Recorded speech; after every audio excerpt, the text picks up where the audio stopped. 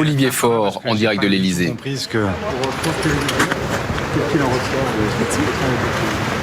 C'est un échange républicain avec la volonté de se comprendre. Moi, je lui ai rappelé ce qu'étaient nos positions, ce que nous avons défendu dans l'élection législative, et qu'il y a évidemment une disponibilité pour avancer sur des sujets, sur le pouvoir d'achat. Si par exemple sur les salaires, il est prêt à passer le SMIC à 1 500 €, nous sommes disponibles. Et nous avons discuté des différents points sur les questions institutionnelles, sur les questions écologiques, sur les questions salariales, sur les questions de pouvoir d'achat, pour essayer de faire avancer le pays. Moi, je ne sais pas ce qu'il en retiendra. Je suis venu dire ce que je portais avec l'ensemble de mes collègues de la nouvelle Union populaire écologique et sociale. Maintenant, c'est à lui de dire quel est le chemin qu'il veut entreprendre.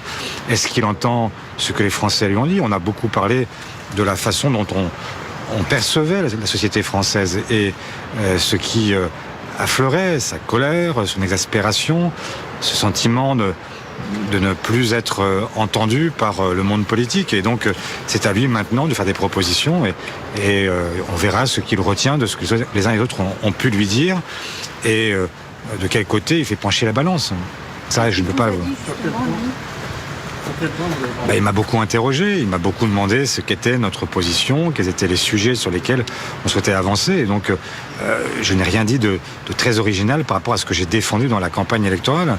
Donc, j'ai défendu le fait qu'on puisse aller très loin sur la question salariale, sur la question des retraites, sur la question du pouvoir de vivre, qu'il fallait en finir avec nos préventions permanente sur les déficits, sur la dette, etc. Quand on a une dette climatique qui est devant nous et qui va être à l'origine d'une extinction, d'une 6e extinction de masse, que nos enfants, nos petits-enfants vont connaître un défi climatique que personne n'a jamais connu sur cette planète. Et donc qu'il est temps d'agir et que sur ces questions-là, il faut aller très loin. Et effectivement, innover, les Français ont été clairs dans le message qu'ils ont adressé.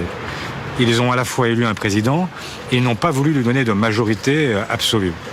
Donc la période jupitérienne, elle est terminée. Et c'est les Français qui l'ont dit, c'est pas moi qui le dis. Et je pense il faut que le président en prenne conscience et qu'il accepte d'entrer dans une autre phase, qui est une phase beaucoup plus parlementaire, où il faut chercher à entendre les points de vue, et pas seulement de rester dans un périmètre restreint, mais de chercher à entendre toutes et tous.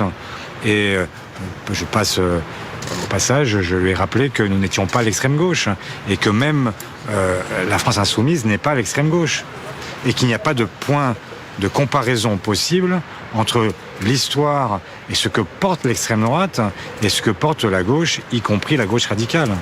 Et qu'il fallait maintenant s'entendre sur le périmètre et sur ce que on avait à se... Enfin voilà, il va falloir continuer l'échange à travers nos institutions et à travers le Parlement qui est fait pour ça. Est-ce qu'il vous a laissé entendre sur quoi il pourrait évoluer dans votre sens concrètement ? Il est resté très prudent. En fait, il ne va pas me dire aujourd'hui. D'abord, il consulte pas seulement le premier secrétaire du Parti socialiste que je suis. Et donc, il va entendre tout le monde. Et puis après, il dira quel est le chemin qui est le sien. Moi, à ce stade, je ne sais pas très bien que retenir de ce qu'il m'a dit. Il y a eu un échange nourri. Après, que va-t-il en faire ? Est-ce que c'est simplement une mise en scène qui lui permet de dire qu'il a consulté, ou est-ce qu'il a vraiment l'intention d'entendre ce que lui ont dit les Français, à savoir qu'il fallait gouverner différemment? C'est à lui que revient la réponse, et on le saura dans les prochains jours. Ce matin, il a refusé la démission d'Elisabeth Borne. Est-ce que vous avez le sentiment qu'Elisabeth Borne sera encore Première ministre dans 10 jours, 15 jours, le mois prochain? Je crois que c'est pas à moi qu'il fait ce type de confidence. Donc, j'en sais rien. En fait, moi, ce que je lui ai dit, c'est que la question du casting ne m'intéressait pas du tout.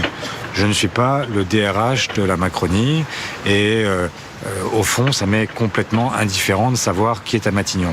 La seule chose qui m'intéresse, et qui m'intéresse même beaucoup, c'est de savoir ce qu'on va dire aux Françaises et aux Français.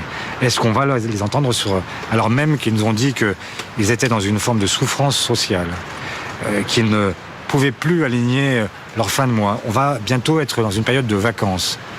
Il y a 4 enfants sur 10 qui ne partiront pas en vacances. Bon, ça, c'est des questions qui sont essentielles.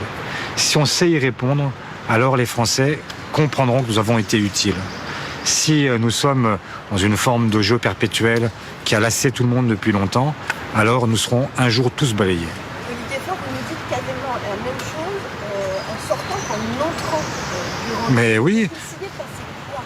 Mais parce que je n'ai pas de raison de dire autre chose en sortant de ce que... Enfin, je suis rentré en vous disant ce que je dirais au président et je lui ai dit ce que j'avais prévu de lui dire. Et donc, je lui ai rappelé quelles étaient nos positions. Je n'ai pas... Il a dit quoi ? J'ai besoin de vous ? Non, il m'a pas dit... Là, il est beaucoup plus habile et prudent que ça. Je pense qu'il cherche à comprendre quelles sont ses marges de manœuvre, quels sont les chemins qu'il peut emprunter et essayer de... Moi, de ce que j'ai compris de ce qu'il me disait. J'ai cru comprendre qu'il avait entendu le message des Français au sens où il ne pouvait plus être le président, l'omniprésident, l'hyper-président.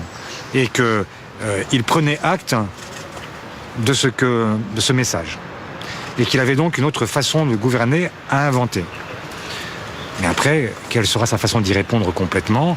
Ça c'est, j'imagine, en gestation dans son cerveau. Et puis, sans doute a-t-il besoin d'en parler aussi avec ceux qui forment sa majorité relative. Donc, il ne pouvait pas y avoir de conclusion à cet échange qui doit se prolonger avec d'autres. Et dans la coalition que je représente partiellement, celle de la NUPES, il va recevoir aussi écologistes, communistes et insoumis. Et il va aussi, avec eux, avoir ce dialogue, cet échange que nous avons pu avoir. Mais pour mener des réformes de fond qui vont dans le sens que vous souhaitez, le casting finalement du Premier ou de la Première ministre, c'est quand même assez important. C'est cette personne qui doit aussi impulser des réformes qui iraient potentiellement dans votre sens. Non, moi j'ai tendance à penser que, enfin vous le voyez bien, nous sommes non pas dans la cour de Matignon, nous sommes dans la cour de l'Élysée. Ce qui signifie quoi ? Ce qui signifie que Matignon est en réalité l'endroit où s'exécute la pensée présidentielle. Mais le pouvoir, il est à l'Élysée et nulle part ailleurs. Nous ne sommes pas en cohabitation. Nous sommes avec une première ministre qui, finalement, détient sa fonction du seul fait du président de la République. Et ce n'est pas elle qui reçoit. Celui qui reçoit, c'est le président. Parce que c'est effectivement lui qui est à la manœuvre et c'est lui qui prend en charge les suites à donner à l'élection législative. Est-ce qu'en face de vous avez eu un Emmanuel Macron plus à l'écoute que lors de vos précédents rendez-vous ? C'est le premier rendez-vous, donc il n'y a pas de précédent. Voilà, donc je n'ai jamais été reçu comme chef de parti dans le précédent quinquennat. Donc c'est déjà en soi une nouveauté. Non, jamais. Non, il avait reçu les présidents de groupe, mais jamais les chefs de parti. Et donc, on était resté sur l'institutionnel. Cette fois-ci, on est sur une dimension qui est plus politique. Et c'est la raison pour laquelle on est passé des présidents de groupe aux chefs de parti. Vous recevoir séparément les différents acteurs de notre groupe, vous avez le sentiment que c'est déjà une volonté d'essayer de vous diviser, de rallier certains plutôt que d'autres ? Non, mais ça, ce serait un effort assez vain. Donc non, je pense que il entendra des choses assez comparables de mes collègues. Il faut comprendre que j'entends beaucoup dire ce pays est bloqué, rien n'est possible, etc. Je n'y crois pas. Le pays n'est pas bloqué.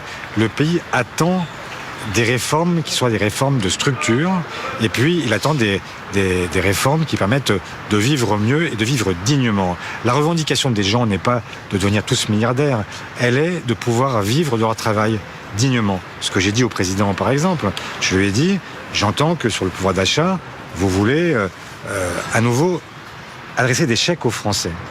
Mais il y a quelque chose d'humiliant dans cette politique-là, parce que les Français ils ne demandent pas l'aumône, ils veulent simplement pouvoir vivre dignement de leur travail. Et quand ils ont accompli leurs 35 heures par semaine et qu'ils ont travaillé tout le mois, ils pensent qu'à la fin, ils méritent quelque chose qui permet de vivre, de nourrir les enfants, les emmener en vacances, leur payer des loisirs et de leur acheter un cadeau à Noël. Ça, je pense que ça fait partie des choses qui rendent la vie digne. Et le fait d'être toujours dépendant d'une allocation, d'un chèque, etc., dont on ne sait pas très bien s'il reviendra, s'il ne reviendra pas. Non, ils veulent de la stabilité et ils veulent simplement être reconnus dans leurs efforts, ce qui est bien le moins qu'on puisse en reconnaître. Vous parliez tout à l'heure du côté jupitérien de Macron, il va devoir changer de style aujourd'hui ?